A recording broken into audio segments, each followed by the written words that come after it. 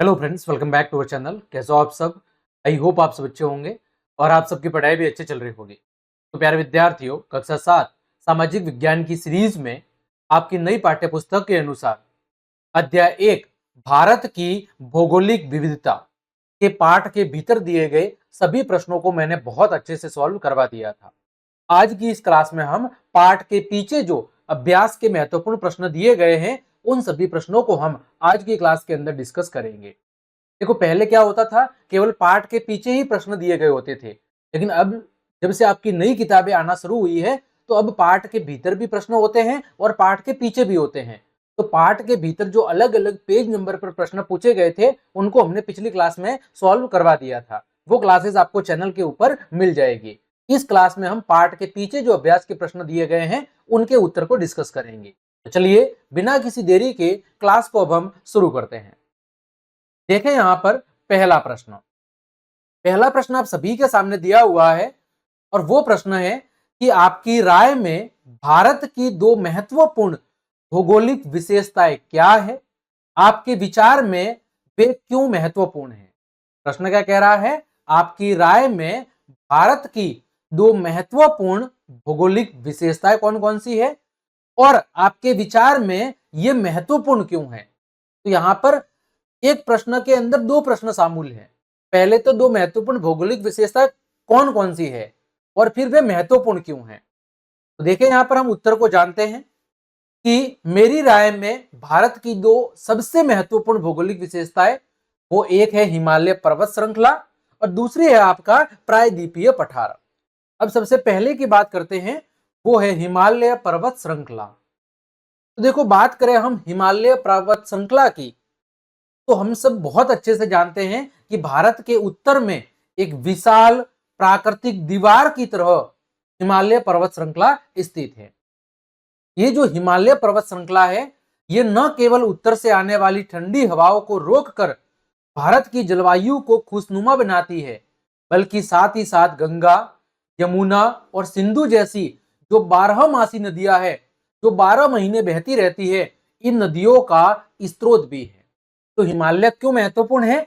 एक तो ये भारत के उत्तर में एक प्राकृतिक दीवार की तरह खड़ा हुआ है, जिससे ये उत्तर से आने वाली सभी ठंडी हवाओं को रोकता है और भारत की जलवायु को खुशनुमा बनाता है और उत्तरी क्षेत्र के अंदर बहुत भारी बारिश करवाने में ये मददगार है। दूसरी चीज, हिमालय के ऊपरी भाग में ज्यादातर समय बर्फ जमी रहती है और यही बर्फ जब पिघलती है तो गंगा, यमुना और सिंधु जैसी नदियों में 12 महीने पानी की आवक बनी रहती है। ठीक। दूसरा हमारा जो भौगोलिक प्रदेश है, वो है प्रायद्वीपीय पठार। यह क्षेत्र भारत का खनिज भंडार है। सबसे ज्यादा जो खनिजों के भंडार है, वो प्रायद्वीपीय पठारी प्रदेश के अंदर ही पाए जाते हैं। यहाँ पर प्रचुर मात्रा में कोयला, लोहा और अन्य खनिज पाए जाते हैं, जो देश के औद्योगिक विकास के लिए अत्यंत महत्वपूर्ण है। साथ ही साथ यहाँ के घने जंगल और जैव विविधता पर्यावरण के लिए क्या है, अनिवार्य है। तो दोनों ही भौगोलिक प्रदेश काफी महत्वपूर्ण है और भारत की विविधता और भारत की अर्थव्यवस्था में दोनों का महत्वपूर्ण योगदान है। ठीक। आगे बढ़े हम, प्रश्न संख्या 2। आपके विचार में यदि हिमालय नहीं होता तो भारत का स्वरूप कैसा होता? प्रश्न क्या कह रहा है कि यदि हिमालय नहीं होता तो भारत का जो स्वरूप है, जो भौगोलिक स्थिति है, वो क्या होती? तो देखो, यदि हिमालय नहीं होता तो भारत का स्वरूप पूरी तरह से भिन्न होता, अलग होता। किस मामले में? पहला जो कारण है वो है जलवायु के मामले में, क्योंकि जो हमारा हिमालय है, ये उत्तर वाले भाग से आने वाली ठंडी ध्रुवीय हवाएं बिना किसी बाधा के भारत में प्रवेश करती। हिमालय क्या करता? हिमालय है वो उत्तर से आने वाली ठंडी हवाओं को रोकता है। यदि हिमालय नहीं होता तो उत्तर से आने वाली जो ठंडी ध्रुवीय हवाएं हैं, वो सीधे भारत में प्रवेश करती, जिससे जो उत्तर भारत है, जम्मू कश्मीर, लेह लद्दाख, हिमाचल प्रदेश, उत्तराखंड, वहां पर ज्यादातर समय सर्दियों के अंदर भी एक बर्फीला मरुस्थल बन जाता। जब ठंडी हवाएं एनी टाइम आती रहती, तो सर्दियों के अंदर वहां पर बर्फीले मरुस्थल बन जाते। दूसरा है मामला, वो है वर्षा को लेके।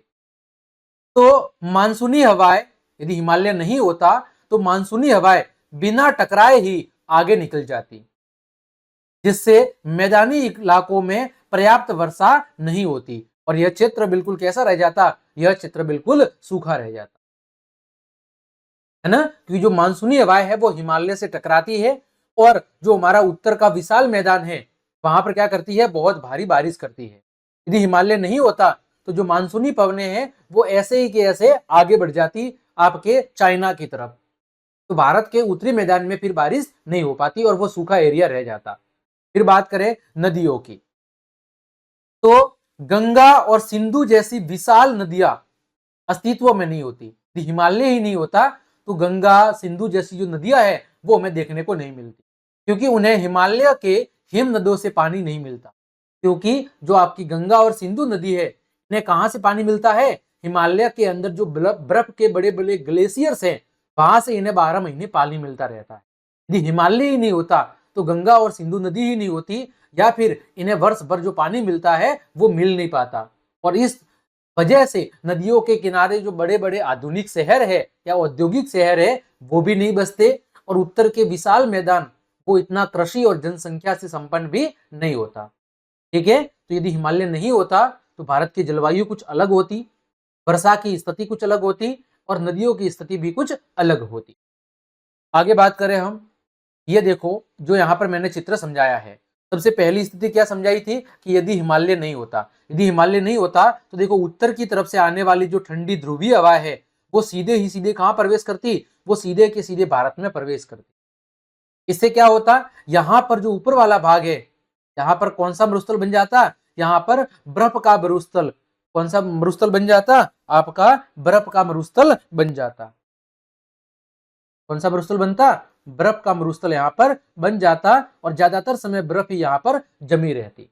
दूसरा कारण क्या था कि मानसूनी पवनें, देखो मानसूनी पवनें क्या होती है, जब अरब सागर वाले साइड से आती है मानसूनी पवनें, है ना, तो होता क्या है कि ये हिमालय से टकराती है और हिमालय से टकराने के बाद ये यहाँ पर उत्तर के विशाल मैदान में क्या करती है, भारी बारिश करती है। यदि यहाँ पर हिमालय नहीं होता तो ये जो मानसूनी पवनें हैं वो ऐसे के ऐसे क्या हो जाती, आगे बढ़ जाती और भारत के अंदर पर्याप्त बारिश नहीं हो पाती। तीसरा कारण क्या था, नदियों का, कि यहाँ पर अगर हिमालय नहीं होता तो यहाँ पर बारिश नहीं होती, जब बारिश नहीं होती तो यहाँ पर जो नदियां बहती है गंगा यमुना, ठीक है, सिंधु, उन नदियों के अंदर पानी भी नहीं रहता, वो नदियां बिल्कुल सूखी होती। और ऐसी स्थिति में भारत की जो जलवायु है, जो स्थिति है वो बिल्कुल आज की तुलना में उल्टी होती। ठीक, चलिए आगे बढ़ते हैं। अगला प्रश्न, तीसरा प्रश्न कह रहा है, अध्याय में दी गई जानकारी के आधार पर बताइए कि भारत को लघु महाद्वीप यानी उप महाद्वीप क्यों कहा जाता है। प्रश्न क्या कह रहा है, बहुत बढ़िया प्रश्न है कि भारत को लघु महाद्वीप या उप महाद्वीप क्यों कहा जाता है, इसके पीछे कारण क्या है। तो भारत को भारतीय उप महाद्वीप इसलिए कहा गया है क्योंकि पहला कारण है भारत की विशालता। भारत एक बहुत बड़ा देश है और क्षेत्रफल की दृष्टि से यह दुनिया का 7वां सबसे बड़ा देश है। पहली विशेषता यह है कि भारत एक विशाल विविधताओं से भरा हुआ देश है और ये दुनिया का 7वां सबसे बड़ा देश है। दूसरी विशेषता है प्राकृतिक सीमाएं, कि भारत के उत्तर में पर्वत जो हिमालय है और बाकी तीनों भागों के अंदर समुद्र हिंद महासागर है ना, उसके द्वारा शेष एशिया से, बाकी एशिया से भौगोलिक रूप से भारत एक स्पष्ट इकाई बनाता है। आप सबने देखा होगा कि जो भारत है इधर तीनों साइड के अंदर, इधर पानी से घिरा हुआ है और इधर जो सीमा बनाता है वो क्या है, वो आपका हिमालय पर्वत है और यह इस तरह से एशिया से एक अलग अपनी स्थिति रखता है। तीसरा कारण है विविधता, यह एक महाद्वीप की तरह ही जलवायु, मिट्टी, वनस्पतियों, भाषाओं और संस्कृतियों में यहाँ पर बहुत अधिक विविधता पाई जाती है और इन सब कारणों की वजह से भारत को एक भारतीय उपमहाद्वीप की संज्ञा दी गई है या भारतीय उपमहाद्वीप कहा जाता है। एक तो ये बहुत बड़ा विशाल देश है, दूसरा इसकी प्राकृतिक सीमाएं इसे बाकी दुनिया के देशों से अलग बनाती है और तीसरा यहाँ पर पाई जाने वाली विभिन्नताएं या विविधताएं, है ना, जो बाकी दुनिया के देशों या जगहों से इसे बिल्कुल अलग थलग बनाती है। इन विशेषताओं के कारण ही भारत को भारतीय उपमहाद्वीप कहा जा सकता है। आगे बढ़े हम, प्रश्न संख्या 4, किसी प्रमुख नदी का उद्गम, यात्रा और उपयोग बताइए। देखो यहां पर जैसे गंगा भारत की एक प्रमुख नदी है जिसका उद्गम कहां से होता है, हिमालय के अंदर गंगोत्री हिमनद से। कहां पर होता है, हिमालय के अंदर गंगोत्री हिमनद से आपकी गंगा नदी का उद्गम होता है। यह फिर हिमालय से निकलती है और कहां बहती है, उत्तरी मैदानों में। उत्तरी मैदानों से बहते हुए अंततः बंगाल की खाड़ी के अंदर जाकर ये मिल जाती है। यात्रा के दौरान लोग गंगा के जल का उपयोग पीने के लिए करते हैं, खेती के लिए करते हैं, सिंचाई के लिए, परिवहन के लिए, मछली पकड़ने के लिए और जल विद्युत का उत्पादन करने के लिए गंगा के जल का उपयोग बहुत बड़े लेवल पर किया जाता है। यहां पर हमने जाना गंगा भारत की एक प्रमुख नदी है जिसका उद्गम हिमालय के अंदर गंगोत्री हिमनद से होता है और ये हिमालय से निकलती है, फिर उत्तर के मैदानों में बहती हुई अंततः बंगाल की खाड़ी के अंदर जाकर समा जाती है। यात्रा के दौरान ये भारत के अलग अलग जगहों से होकर बहती है। लगभग 2500 किलोमीटर के आसपास इसकी लंबाई है और गंगा के जल का उपयोग लोग पीने के लिए, खेती के लिए, सिंचाई के लिए, परिवहन के लिए, मत्स्य पालन और साथ ही साथ जल विद्युत का उत्पादन करने के लिए गंगा नदी के पानी का उपयोग किया जाता है। अतः हम कह सकते हैं कि गंगा भारत की एक महत्वपूर्ण नदियों में से एक है। अगला प्रश्न है आपका प्रश्न संख्या 5, भारत के दक्षिणी भाग को प्रायद्वीपीय पठार क्यों कहा जाता है। प्रश्न क्या कह रहा है, भारत के दक्षिणी भाग को, भारत के दक्षिणी भाग को प्रायद्वीपीय पठार क्यों कहा जाता है, इसके पीछे क्या कारण है वो आपको यहां पर बताना है। देखो किसी भी ऐसे भूभाग को जो तीन तरफ जल से घिरा हो, कोई भी ऐसा भूभाग जो तीनों ओर किससे घिरा हो, तीनों ओर आपके पानी से घिरा हो, उसे कहा जाता है प्रायद्वीप। और भारत का दक्षिणी भाग, पश्चिम के अंदर अरब सागर, देखो भारत का जो ये नीचे वाला दक्षिणी हिस्सा है ये वाला, यहां पर कौन सा भाग है, यहां पर है आपका अरब सागर। इधर कौन सा भाग है, बंगाल की खाड़ी। इधर कौन सा महासागर है, हिंद महासागर। तो भारत का जो दक्षिणी भाग है वो तीनों ओर, पूर्व में बंगाल की खाड़ी, पश्चिम में अरब सागर और दक्षिण में हिंद महासागर से घिरा हुआ है। इस वजह से इसे प्रायद्वीप कहा जाता है। पठार क्यों कहते हैं, क्योंकि इसका जो धरातल है जमीन से काफी ऊंचा है और पठारी होने की वजह से इसे प्रायद्वीपीय पठार कहा जाता है। दो कारण है, प्रायद्वीप तो क्यों कहते हैं, तीनों ओर पानी से घिरा होने की वजह से इसे क्या कहते हैं, प्रायद्वीप कहते हैं। पठार क्यों कहते हैं, क्योंकि इसका जो धरातल है वो जमीन से काफी ऊंचा है और कैसा है, पठारी है। इस वजह से इसे कहा जाता है प्रायद्वीपीय पठार और इसे ही खनिजों का भंडार भी कहा जाता है। अगला प्रश्न है आपका कि इस अध्याय में वर्णित यूनेस्को द्वारा मान्यता प्राप्त कौन से धरोहर स्थल आपको अधिक रुचिकर लगे, अपने रोचक तथ्यों का वर्णन कीजिए। कि चैप्टर के अंदर यूनेस्को के द्वारा प्राप्त जो धरोहर स्थल है, जो यूनेस्को के द्वारा मान्यता प्राप्त है, कौन से स्थल आपको ज्यादा रुचिकर लगे और क्या चीजें हैं जिसकी वजह से वो फेमस है। देखो इस अध्याय के अंदर वैसे कई महत्वपूर्ण यूनेस्को स्थलों का वर्णन है, लेकिन दो प्रमुख है। पहला है ग्रेट हिमालयन राष्ट्रीय उद्यान हिमाचल प्रदेश के अंदर। ये जो राष्ट्रीय उद्यान है अपनी बेमिसाल जैव विविधता के लिए फेमस है, जहां पर हिम तेंदुआ, बर्फ के अंदर रहने वाले तेंदुए और हिमालयी मोनल जैसे दुर्लभ जीव देखने को आपको मिलते हैं। दूसरा स्थल है वो है आपका सुंदरबन डेल्टा, जो पश्चिम बंगाल के अंदर स्थित है। यह दुनिया का सबसे बड़ा मैंग्रोव वन क्षेत्र है। रोचक बात यह है कि यह रॉयल बंगाल टाइगर का घर है और यहाँ की नदियां खारे और मीठे पानी का एक अनोखा संगम बनाती है। ये दो महत्वपूर्ण यूनेस्को के द्वारा मान्यता प्राप्त धरोहर स्थल है जो काफी महत्वपूर्ण है और काफी फेमस भी है। आगे बढ़े हम प्रश्न संख्या 7 की तरफ। प्रश्न संख्या 7 कह रहा है भारत के भौतिक और राजनीतिक मानचित्र को देखिए, आप अभी जिस क्षेत्र में है उसकी पहचान करो और भारत की किस भौगोलिक विशेषता का उपयोग इस स्थान का वर्णन करने के लिए आप करेंगे। तो देखो मैं कहां रहता हूं, राजस्थान के अंदर। और राजस्थान क्यों फेमस है, थार के मरुस्थल के लिए। राजस्थान क्यों फेमस है, थार के मरुस्थल के लिए। तो राजस्थान के पश्चिमी भाग में बहुत बड़े एरियाज पर थार मरुस्थल फैला हुआ है, जहां पर दूर दूर तक रेतीले टीले, बहुत ही शुष्क जलवायु, कम वर्षा और मुख्य रूप से कंटीली झाड़ियां वहां की प्रमुख क्या है, भौगोलिक विशेषताएं हैं। यदि आप किसी और एरिया से बिलोंग रखते हैं तो फिर आप वहां के भौगोलिक प्रदेश के बारे में बता सकते हैं, है ना। विशेष मैं राजस्थान से हूं तो राजस्थान में विशेषकर क्यों फेमस है, राजस्थान थार मरुस्थल के लिए फेमस है। तो यहाँ पर हमने थार मरुस्थल की भौतिक विशेषताओं को लिखा है। आगे बढ़े, प्रश्न संख्या 8, खाद्य संरक्षण फूड प्रिजर्वेशन के विभिन्न उपयोगों के विभिन्न उपायों के बारे में जानकारी एकत्रित की कि भोजन को अधिक समय तक सुरक्षित कैसे रखा जा सकता है। उस खाद्य संरक्षण के आपको तरीके बताने हैं।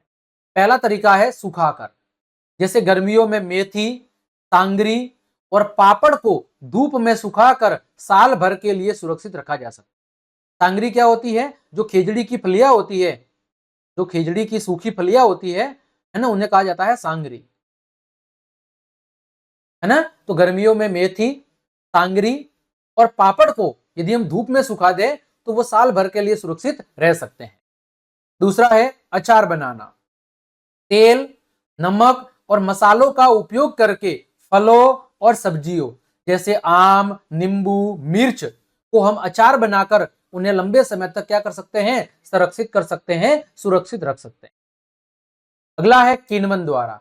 दक्षिणी भारत में इडली डोसा के घोल को इस विधि से क्या किया जाता है, तैयार किया जाता है और उसे लंबे समय तक संरक्षित किया जाता है। तो ये खाद्य संरक्षण यानी भोजन को लंबे समय तक सुरक्षित बनाए रखने के कुछ तरीके हैं, कुछ उपाय हैं। अगला प्रश्न है 9वां, भारत की भौगोलिक स्थिति ने लोगों को एकजुट रहने में किस प्रकार सहायता की है। तो भारत की भूगोल ने एकता के अंदर एक बहुत बड़ी भूमिका निभाई है। जैसे सबसे पहली विशेषता है वो है प्राकृतिक सीमाएं।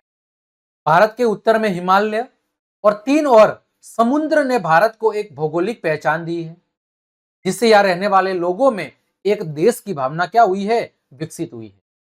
दूसरा कारण है वो है नदियां। नदियां एक राज्य से दूसरे राज्य के अंदर बहती है, जो न केवल पानी को साझा करती है बल्कि व्यापार और संस्कृति को भी आपस में जोड़ने का काम करती है। तीसरी विशेषता है सांस्कृतिक विविधता। अलग अलग भूगोलिक जो तत्व है, पहाड़, मरुस्थल, मैदान, ये अलग अलग भूगोल होने के बावजूद भी तीर्थयात्रियों और व्यापारिक मार्गों ने सदियों से लोगों को एक दूसरे के बिल्कुल करीब लाया है। तो प्राकृतिक सीमाएं भारत की अलग अलग लोगों को आपस में जोड़ती है और लोगों में एक देश प्रेम की भावना को विकसित करती है। फिर नदियां और भारत की सांस्कृतिक विविधताएं, ये सभी भारतीय लोगों को एकजुट रहने में क्या करती है, मदद करती है। तो प्यारे विद्यार्थियों, इस तरह आज की इस क्लास के अंदर हमने आपके अध्याय 1 के पाठ के पीछे जो अभ्यास के महत्वपूर्ण प्रश्न दिए गए थे, उन सभी प्रश्नों के उत्तर बहुत अच्छे से डिस्कस कर लिए हैं। उम्मीद करता हूं सभी प्रश्नों के उत्तर आपको अच्छे समझ में आए होंगे। तो क्लास देखने के लिए आप सभी का धन्यवाद। यदि आपको मेरी क्लास और ये मेहनत पसंद आई है तो फिर लाइक, कमेंट, शेयर और सब्सक्राइब जरूर करें। मिलते हैं अगली क्लास में, तब तक के लिए आप सबको जय हिंद, जय भारत।